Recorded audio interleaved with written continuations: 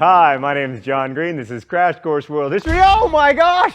Today we're going to talk about war. Explosions everywhere! So traditionally, historians are pretty keen on wars because they feature clearly delineated beginnings and middles and ends, and because they always have a fair bit of death and drama and mortally wounded generals who have great last words like, "Let us cross over the river and rest under the shade of those trees." Whereas the last words of plague victims are always like, Sorry, plague victims. As if you don't have enough troubles, now you've got me teasing you about your uninspired death throes. Wars have easy whens, wheres, whos, and whys. 1861 to 1865. The United States, the North versus the South to end slavery and save the Union. Mr. Green, are you going to show us the hidden complexities behind something we already think we understand again? Sorry, me from the past, but yes. However, to placate you, here are some more explosions. Boom, boom, boom, boom, boom, boom. The 17th and 18th centuries saw a bunch of top-notch wars, but today we're going to focus on the 7 Years' War, also called the French and Indian Wars, because it was the first truly global war. In fact, no less a historian than Winston Churchill called it the First World War. But we've been so Eurocentric here on Crash Course that all we are going to say about the entire war in Europe is that Prussia and Great Britain fought France and Austria, and that the Austrian Habsburgs wanted to win back Silesia, which they failed to do. There! That's all you get, Europe! So the 7 Years' War lasted for anyone? 23 years? I hate you, me from the past. But as it happens, by sheer coincidence, you are not necessarily wrong.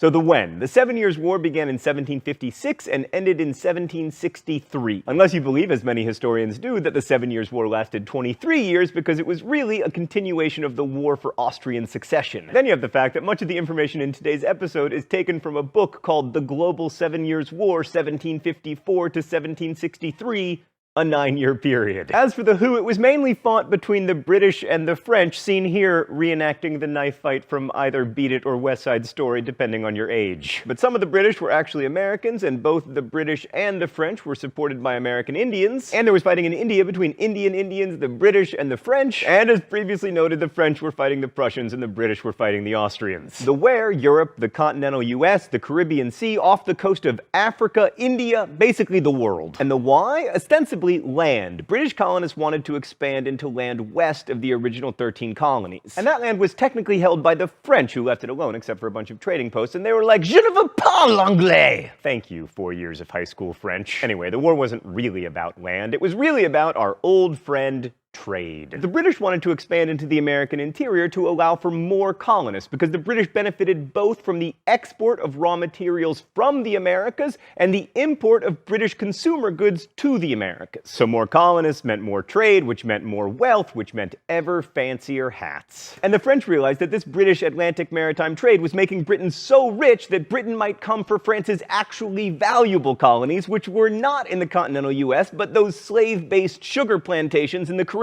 So the fighting began around here, and while the British did send over actual British troops, much of the early fighting was done by colonial militias. Probably the most famous commander of British troops was a Virginia colonel named George Washington. In fact, he may have actually started the shooting at the Battle of Fort Necessity in May of 1754. Washington was captured in that battle, but then he was immediately released because 18th century war was super weird. Anyway, the real North American action was in New York and Canada. At the Battle at the Plains of Abraham in 1759, for instance, the British defeated the French and captured the city of Quebec. Both the British commander General Wolfe and the French commander General Montcalm were killed in that battle, with the death of the former being immortalized in this famous painting by Benjamin West. As indicated by the picture, almost all the battles in North America featured significant participation by Native Americans. Different native tribes sided with both the British and the French, but as a broad generalization, Native Americans were more likely to support the French. Up to this point, shrewd Indian tribes had been able to play the British and the French off each other and maintain a degree of autonomy for themselves. And as long as the French were present, the British were prevented from encroaching too much on lands Native Americans were using for hunting and agriculture. Now, we haven't talked much about American Indians, mostly because they were geographically isolated and didn't have a written language, but let's at least give them a thought bubble. Before the arrival of the Europeans, most Native Americans lived in tribal groups, and they subsisted on a combination of small-scale agriculture and hunting and gathering, depending on where they were situated.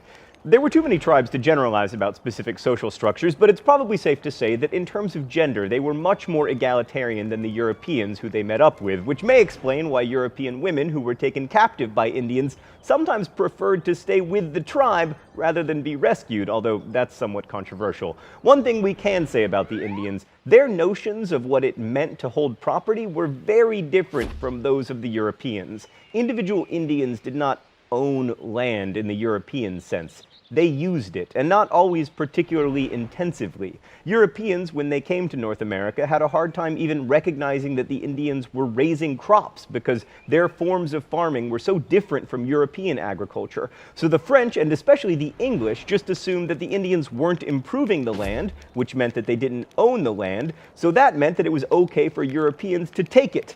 As you might imagine, that was problematic for the Indians. In general, Indian tribes initially got along better with the French than with the Dutch or English because, one, the French did not settle in large numbers as they were mostly traders and fur trappers, and two, French missionaries who made the journey to the Americas were Catholic, often Jesuits, who were so intent on converting the Indians that they took the time to learn Indian languages and try to make Catholicism more amenable to Indian religion.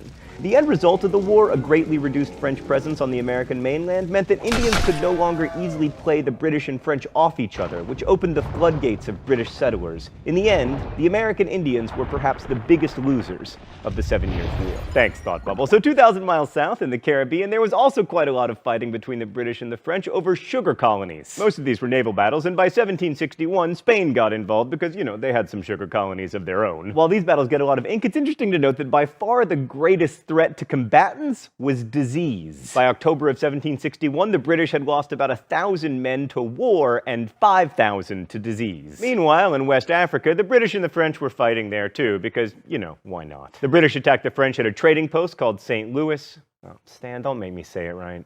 Fine. Saint Louis, and at a town called Gorée, both in Senegal. Why? Well, trade, of course. Senegal was the main source of gum arabic, which is notable for many reasons, but most importantly, it is a key ingredient in the Diet Coke and Mentos phenomenon, so of course the British wanted lots of it. And the French were also fighting the British in India. In the 18th century, India was nominally ruled by the Mughal Empire. I bet I'm saying that wrong, aren't I? Mughal. Yeah, that sounds more plausible. But as throughout most of its history, the real power in India lay with local kings and princes, sometimes called nawabs. And these princes, just like their European counterparts, were constantly vying for power and control over more territory. And to get it, they often enlisted the help, especially the military help, of Europeans. This is what happened in the most notorious event in the 7 Years' War in India, the Black Hole of Calcutta. In June of 1756, the British governor of Calcutta, Roger Drake, made the mistake of insulting the emissaries sent by the Nawab Siraj ad-Dowlah, who duly besieged and captured the English garrison of 500 with his own army of 30,000. Drake escaped to nearby ships with the town's women and children. You know the old saying, women, children, and governors first. But the town's defenders remained, and the survivors were imprisoned in a small, windowless room that came to be known as the Black Hole, and 40 of 63 prisoners suffocated overnight. This story is mostly famous in a war that killed 1 million people because the British press exaggerated the numbers in order to build support for the war in India. Not the last time that exaggerations of enemy brutality would be used to gin up support for a war. Perhaps the most interesting thing about the military campaigns in this part of the world is that, at least initially, they were not undertaken by governments themselves, but by corporations that had their own armies. The British East India Company was the most successful of these corporations, primarily because of the military skill of its leader, Robert Clive. Oh, it's time for the open letter? An open letter to Robert Clive. But first, let's see what's in the secret compartment today. Oh, bubbles. That makes sense, Stan. The British East India Company was involved in several early market bubbles.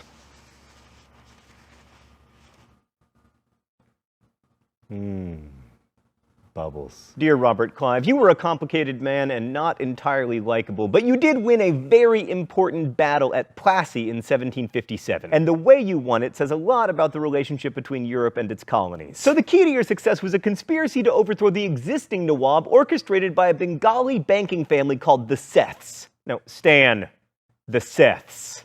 Yes. Come on. And in thanks for your support of their conspiracy, the new Nawab quickly signed a treaty with your company, the East India Company. And thereafter, the British had effective control over trade in Bengal, and the French were excluded from it. This was an incredibly valuable region because it produced silk and inexpensive cotton cloth for export, and it gave the British a decisive advantage over the French and eventually allowed them to control all of India. And you accomplished this, Robert Clive, primarily by fomenting revolution. Why does this work for you and it never works for the CIA? Best wishes, John Green. So by now you've probably figured out that since the French kept losing battles, they eventually lost the war. The main peace treaty signed in Paris in 1763 limited French presence in the Caribbean, in India, and in North America. Although not completely, otherwise they couldn't have sold Louisiana to Thomas Jefferson in 1803. So France was obviously dramatically weakened, but overall, so was Britain. One thing rarely mentioned is the actual human cost of war. As many as 1 million combatants died in the 7 Years' War, but even that doesn't tell the whole story. In the 18th century, armies usually fed themselves by foraging, which really meant just pillaging the countryside. In Europe, a single Prussian province lost 1/5 of its population to pillaging, and in North America, settlers in frontier regions lived in constant fear of raids. And one of the perhaps lesser-known outcomes of the war was the systematic deportation of French Acadians from Maine to Louisiana, where they became Cajuns, meaning that the stars of the television shows Lobster Wars and Swamp Wars are basically the same people. What's that? There's no television show called Swamp Wars? Stan, cancel everything and get me on the phone with the Discovery Channel. One last thing about wars, they are expensive. In 1756, the British national debt was £75 million. In 1763, it was £133 million. Someone had to pay for this, and the British felt it was only fair that the American colonists should foot the bill. And those taxes, which helped fuel the American Revolution, were a direct result of the 7 Years' War. So in one way, winning the 7 Years' War cost Britain its first empire. But when we remember that it was a global war, and especially when we think about what happened in India, then the 7 Years' War also begins to look like the beginning of Britain's second and much greater empire. Winning is losing, is winning is losing. Such is life, and such is history. Thanks for watching. See you next week. Crash Course is produced and directed by Stan Muller. Our script supervisor is Danica Johnson. The show is written by my high school history teacher, Raoul Meyer, and myself. And the graphics team is Thought Bubble. Thanks for watching Crash Course, and as we say in my hometown, don't forget to be awesome.